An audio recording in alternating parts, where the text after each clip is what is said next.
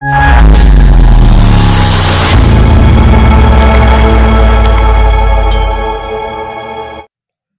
Friends, ఎలా ఉన్నారు? ఈరోజు ముందస్తుగా అందరికీ దసరా పండుగ శుభాకాంక్షలు. దసరా హిందువుల ముఖ్యమైన పండుగ. ఆశ్వీజ శుద్ధ పాడ్యమి నుండి ఆశ్వీజ శుద్ధ నవమి వరకు 9 రోజులు దేవీ నవరాత్రులు. 10వ రోజు విజయదశమి. ఇది ముఖ్యంగా శక్తి ఆరాధనకు ప్రాధాన్యతనిచ్చేటువంటి పండుగ.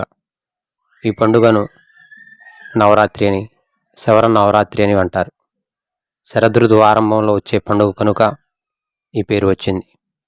కొందరు ఈ పండుగకు మొదటి 3 రోజులు పార్వతీదేవికి, తరువాతి 3 రోజులు లక్ష్మీదేవికి, తరువాత 3 రోజులు సరస్వతీదేవికి పూజలు నిర్వహిస్తారు. ముఖ్యంగా శక్తిమాతను కొలిచేవారు దీన్ని ఆచరిస్తారు. ఈ పండుగలో భాగంగా బొమ్మల కొలువు పెట్టడం మన తెలుగువారి ఆనవాయితీ. పైభాగాన అమ్మవారి బొమ్మలు ఉంచే ఈ చోటు సత్వగుణానికి ప్రతీకగా నిర్వచిస్తారు. క్రింది ఉన్న మెట్లపై ప్రాపంచిక జీవితానికి సంబంధించిన బొమ్మలు ఉంచుతారు. ఇవి తామస గుణాన్ని ప్రతిబింబిస్తాయి. మధ్య భాగంలో రాజు, రాణి, యుద్ధవీరులు, దేవతామూర్తుల వంటి బొమ్మలను ఉంచుతారు.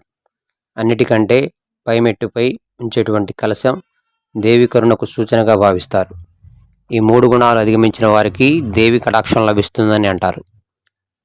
ఆలయంలో అమ్మవారికి ఒక్కొక్క రోజు ఒక్కొక్క రకంగా అలంకరణ చేస్తారు.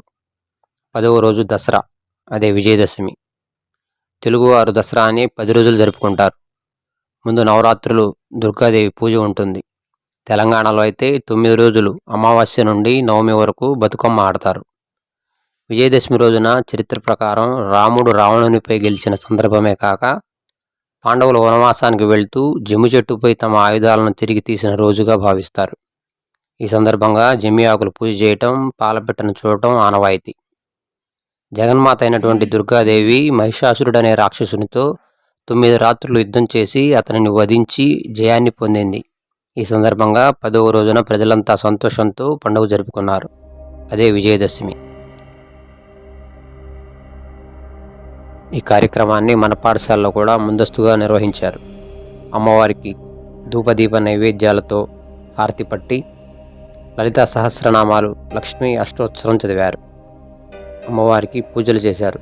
చిన్నారి విద్యార్థులు అమ్మవారి ఆశీస్సులు తీసుకున్నారు. అనంతరం భక్తి గీతాలు, అమ్మవార్ల అవతారాల్లో అనేక నృత్యాలు చేశారు. ఈ కార్యక్రమం అందరినీ కూడా విశేషంగా ఆకట్టుకుంది.